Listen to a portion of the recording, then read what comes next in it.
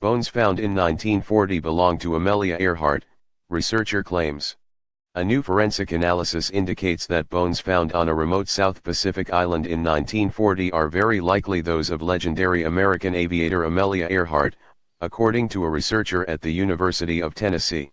A statement released by the university says the analysis showed that the bones have more similarity to Earhart than to 99% of individuals in a large reference sample.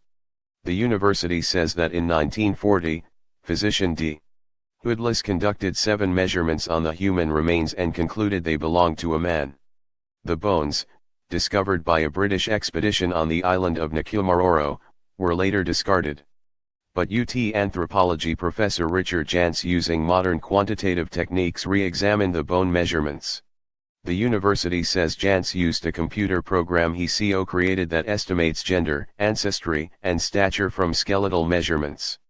The researcher obtained precise measurements of Earhart's humerus and radius lengths from a photograph as well as measurements of her clothing. Jantz concluded that until definitive evidence is presented that the remains are not those of Amelia Earhart, the most convincing argument is that they are hers. The new study is published in the journal Forensic Anthropology.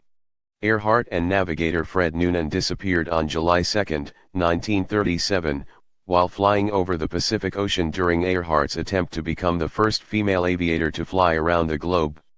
They vanished without a trace, spurring the largest and most expensive search and rescue effort by the U.S. Navy and Coast Guard in American history.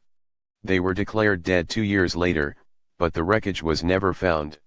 The disappearance of Earhart and Noonan has been the subject of continuing searches, research and debate. A long-standing theory is that the famed pilot ran out of gas and crashed into deep ocean waters northwest of Howland Island, a tiny speck in the South Pacific that she and Noonan missed. Last July, a Japanese military apparently undermined a crash landing in the Pacific Ocean. The history blogger posted the same photograph that formed the backbone of a History Channel documentary that aired on Sunday that argued that Earhart was alive in July 1937, but the book the photo was in was apparently published 2 years before the famed aviator disappeared. The undated black and white photo is of a group of people standing on a dock on Jaluit Atoll in the Marshall Islands. One of the people seems to be a slim woman with her back to the camera. The documentary argued that it proved Earhart, along with her navigator Fred Noonan, landed in 1937 in the Japanese-held Marshall Islands, where they were picked up by the Japanese military and held prisoner.